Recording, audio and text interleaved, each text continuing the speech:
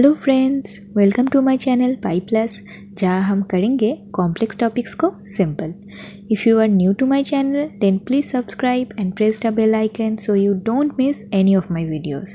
And let's get started. आज हम लोग सॉल्व कर रहे हैं class 11 ML Aggarwal exercise 5.1 complex numbers. हमने नंबर 7 तक सॉल्व किया है। आज हम 8 से स्टार्ट करेंगे और नंबर 7 तक के वीडियोस आपको डिस्क्रिप्शन बॉक्स में मिल जाएंगी और बाकी सारे चैप्टर्स के भी वीडियोस आपको डिस्क्रिप्शन बॉक्स में लिंक्स मिल जाएंगी, तो उन्हें ज़रूर चेक कीजिए। तो नंबर 8 से स्टार्ट कर देते हैं।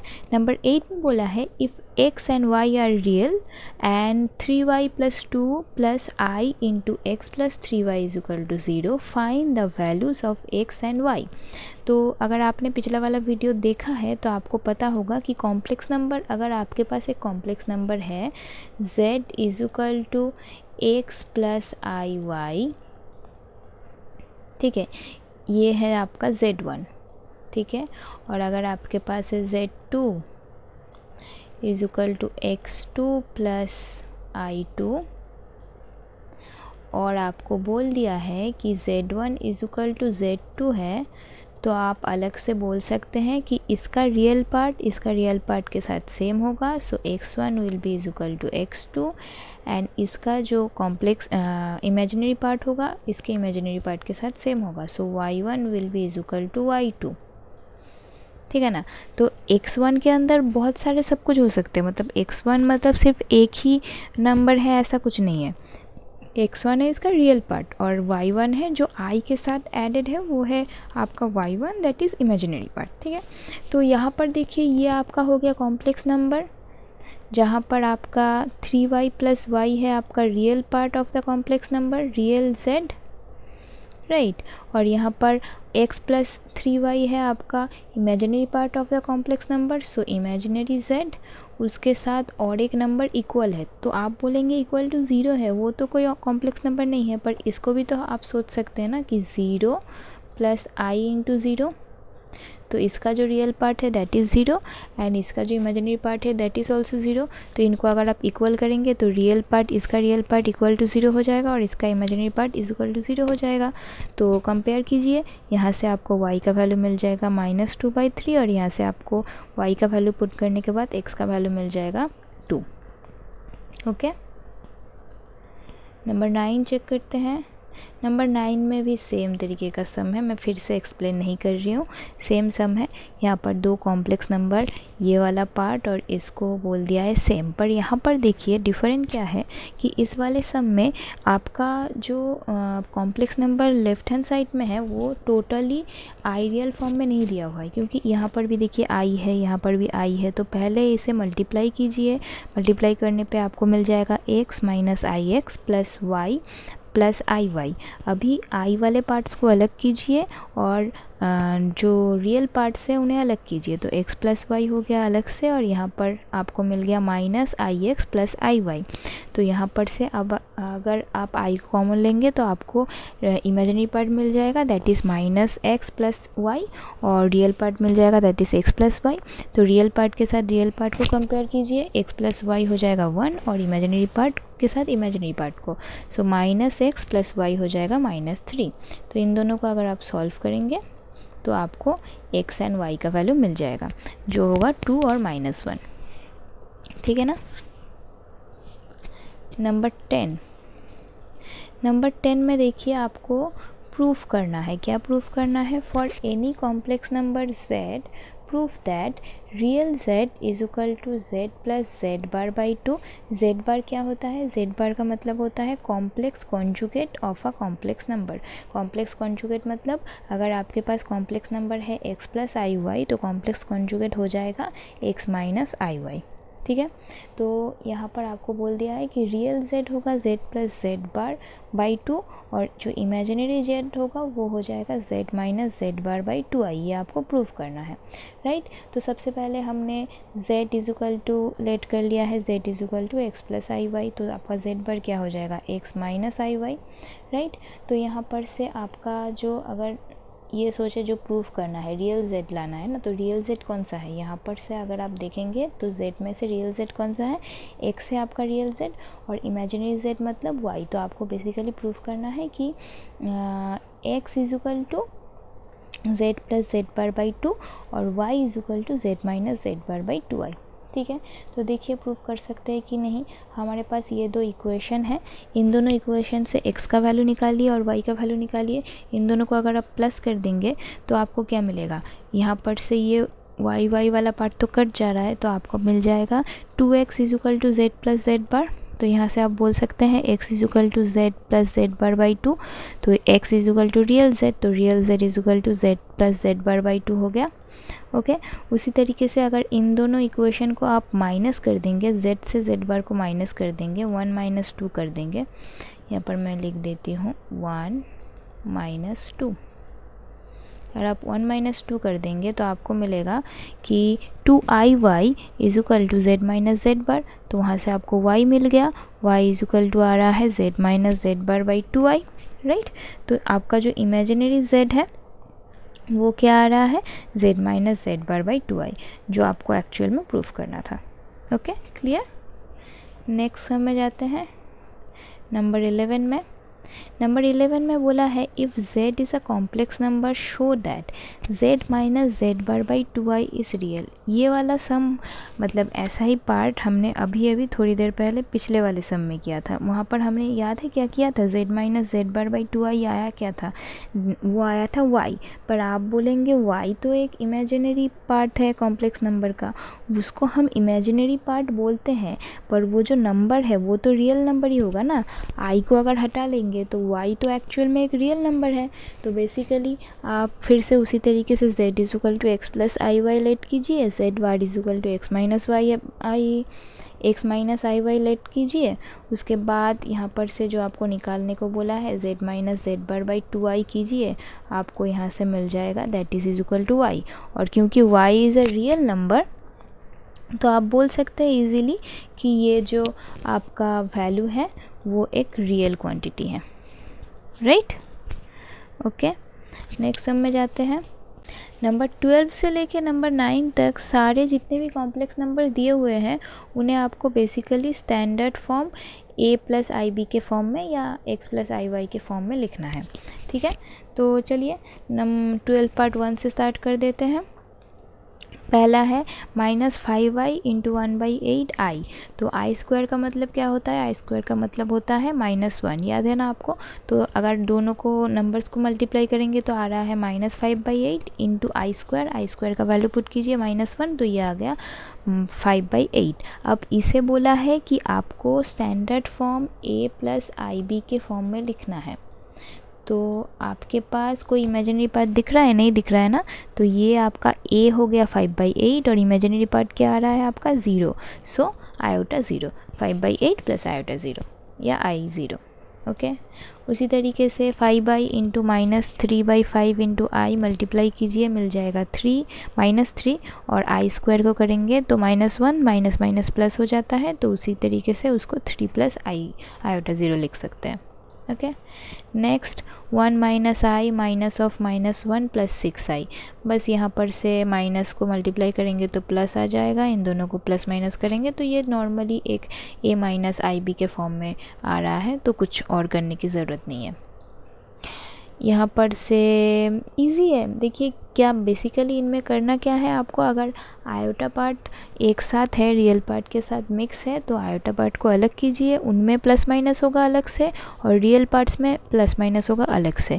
इनको कंबाइन करके प्लस माइनस मत कीजिएगा, ठीक है ना, इतना आपको ध्यान में रखना है।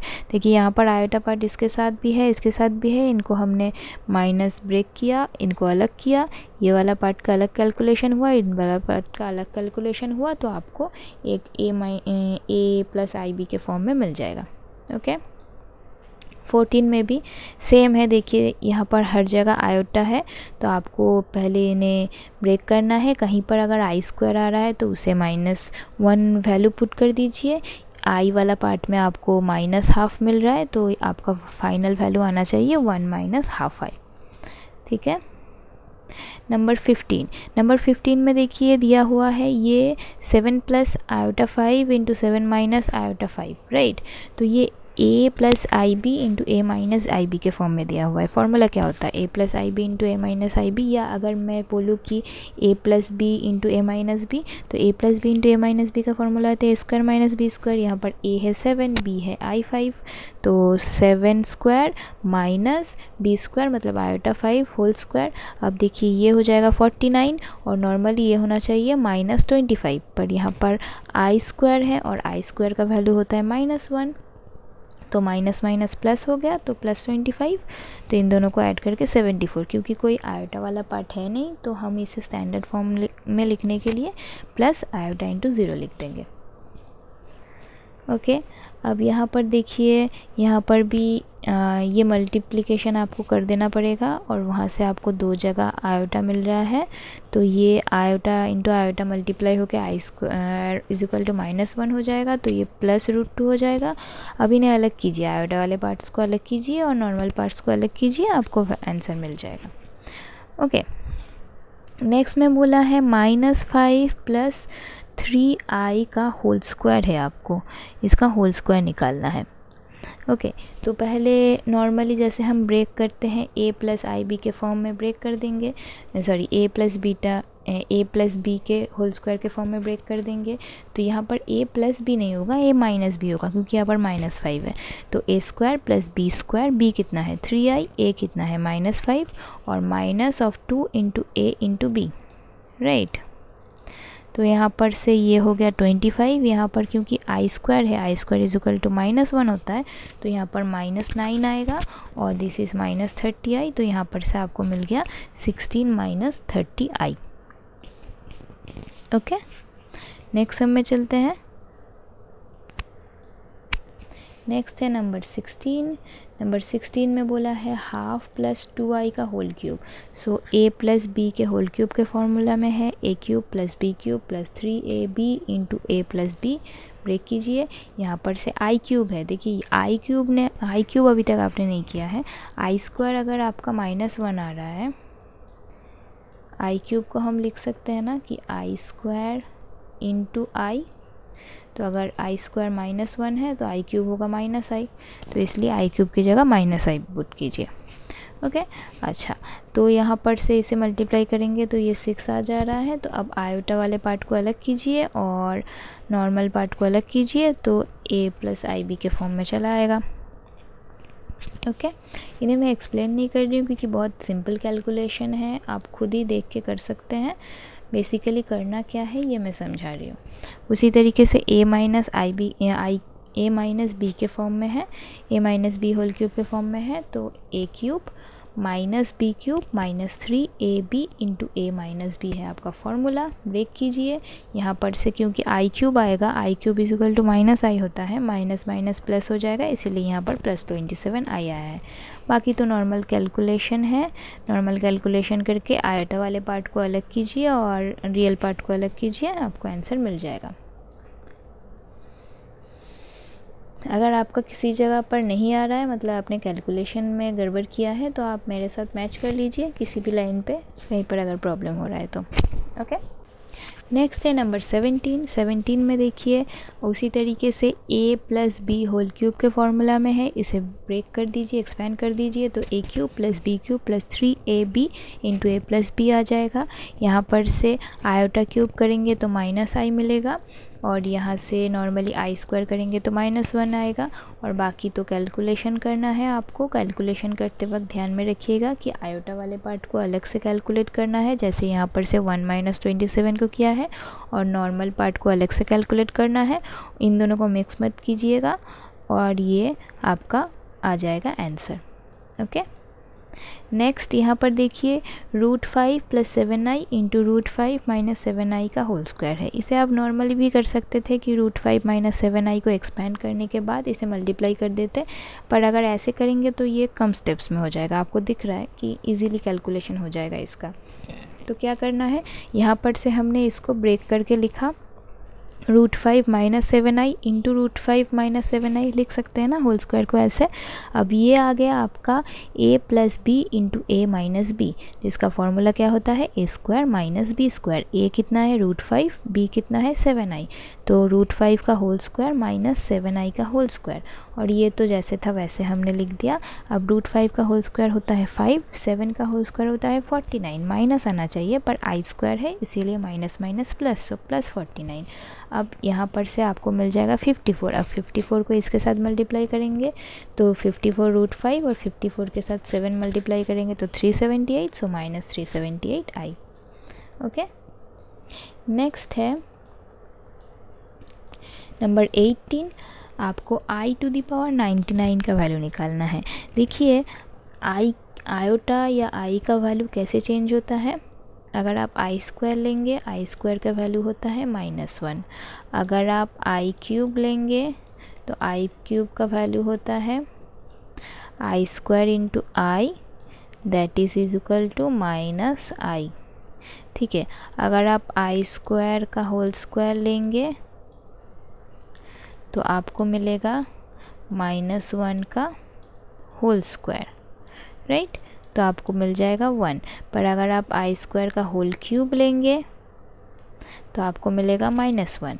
तो आप किसी भी नंबर को i स्क्वायर के फॉर्म में चेंज करके वैल्यू इजीली निकाल सकते हैं, i टू द पावर किसी भी वैल्यू को।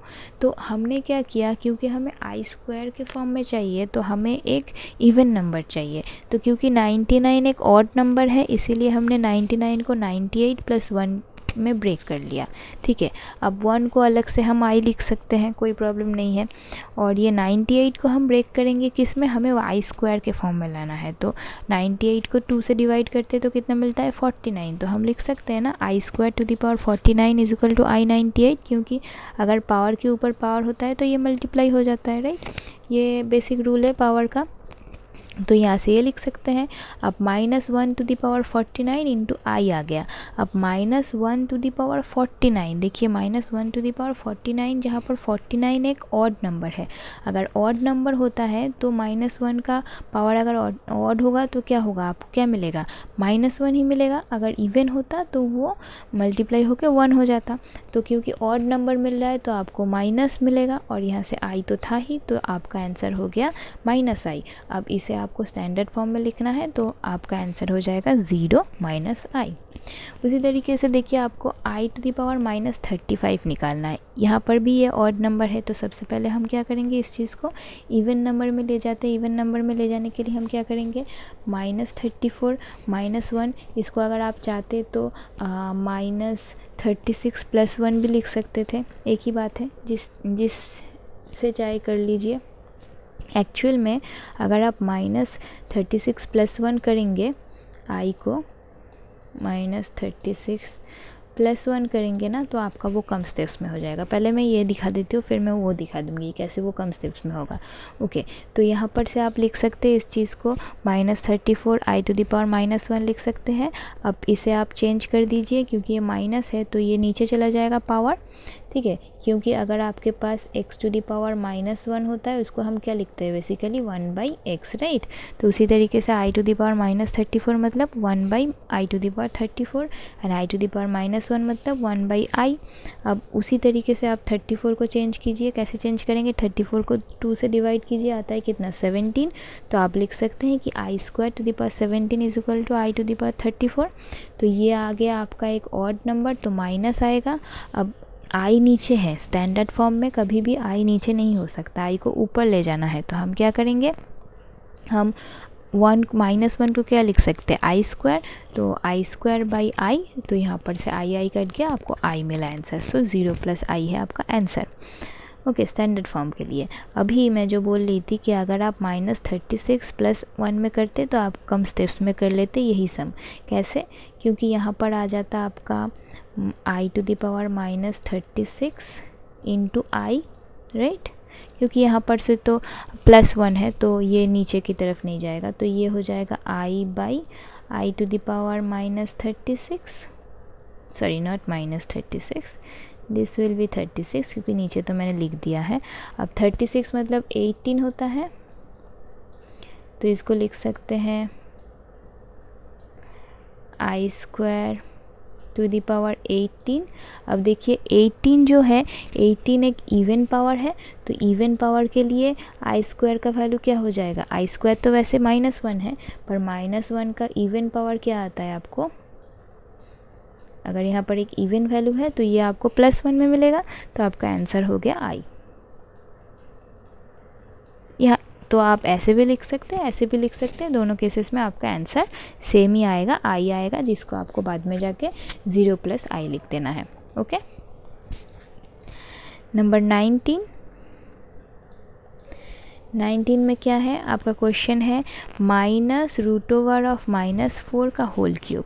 तो पहले तो अगर आप होल क्यूब करेंगे तो यहाँ पर से अगर आपके पास माइनस है, अच्छा सबसे पहले हम क्या करते हैं, √4 का वैल्यू निकाल लेते हैं। √4 = 2 और √1 = i। अब इस चीज़ को हम होल क्यूब करेंगे। इस चीज़ अगर माइनस का होल क्यूब माइनस आता है, 2 का होल क्यूब 8 आता है और i का होल क्यूब i क्यूब आता है।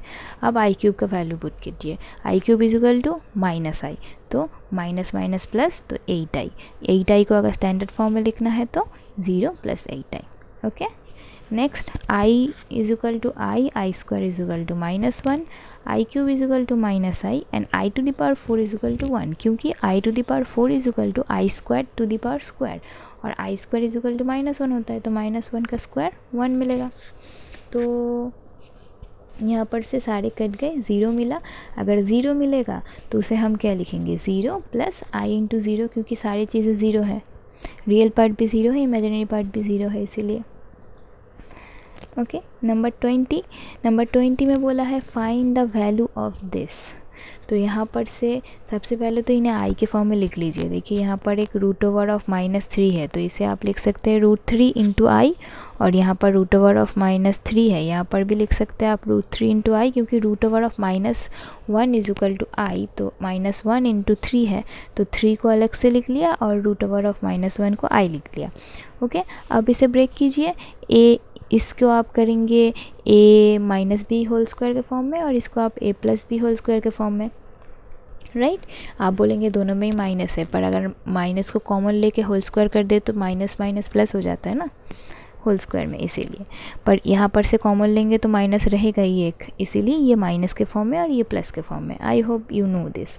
तो अगर आप ब्रेक करेंगे तो यहाँ पर से देखिए -2√3i और +2√3i कट जाएगा, बचेगा सिर्फ ये 4 वैल्यू, जहाँ पर ये आ जाएगा 1, यहाँ पर से 1 आ रहा है, और यहाँ पर से स्क्वायर करने पे 3i², यहाँ पर भी 3i² आ रहा है, तो 3i² = 6i² और 6i² = -1, सो -6 और +2 आ जाता है आपका -4 आंसर। नंबर 21 आपको बोला है find the multiplicative inverse of -i। Multiplicative inverse किसे बोलते हैं, अगर आप किसी भी नंबर के साथ, कोई भी नंबर हो, समझ लीजिए सम नंबर a के साथ किसी एक नंबर को मल्टीप्लाई कर रहे हैं, तो आपको उसके वैल्यू 1 मिल रहा है, तो ये जिस चीज़ को आप मल्टीप्लाई कर रहे हैं उसको बोलेंगे आप a का मल्टीप्लिकेटिव इन्वर्स। तो हमें पता है किसी भी नंबर को अगर आप इन्वर्स के साथ उसके 1/a कर देंगे तो आपको 1 मिलेगा। So this 1/a is called inverse या मल्टीप्लिकेटिव इन्वर्स। तो आपका -i का मल्टीप्लिकेटिव इन्वर्स क्या होगा, 1/-i। चेक करते हैं, चलिए क्या आना चाहिए आपका i का मल्टीप्लिकेटिव इन्वर्स। देखिए हम लेट कर लेते हैं कि वो मल्टीप्लिकेटिव इन्वर्स x है, तो ये रूल फॉलो होना चाहिए कि x के साथ अगर -i को मल्टीप्लाई करेंगे तो आपको 1 मिलेगा, या -i के साथ अगर आप x को मल्टीप्लाई करेंगे तो आपको 1 मिलेगा, राइट। तो यहाँ पर से आपका x का वैल्यू क्या आ रहा है, 1/-i, पर कॉम्प्लेक्स नंबर पे आप आयोटा को नीचे नहीं रख सकते, राइट। तो आपको आयोटा को ऊपर ले जाना पड़ेगा, तो ऊपर ले जाने के लिए आप क्या कर सकते हैं, -1 = i² लिख सकते हैं, तो i²/i हो गया। अब i²/i क्या आ जाएगा, i, so i is the multiplicative inverse of -i। Okay, इस वीडियो का आखिरी सम यहाँ पर उसी तरीके से आपको बोला है कि express the following numbers in form of a + iB, जहाँ पर a भी रियल है। तो देखिए अभी हम धीरे धीरे और अच्छे से कॉम्प्लेक्स नंबर के फॉर्म्स में जा रहे हैं। तो जब भी आपको कोई भी कॉम्प्लेक्स नंबर को ऐसे चेंज करना है, जनरल फॉर्म में चेंज करना है, तो आपको इतना ध्यान में रखना है कि कॉम्प्लेक्स नंबर के नीचे कोई भी आयोटा वाला पार्ट नहीं हो सकता है। कोई वैल्यू हो सकता है 2, 3, 4, 5, 100 any value can be there, पर आयोटा नहीं रह सकता। तो आयोटा को ऊपर हमेशा आपको रखना पड़ेगा।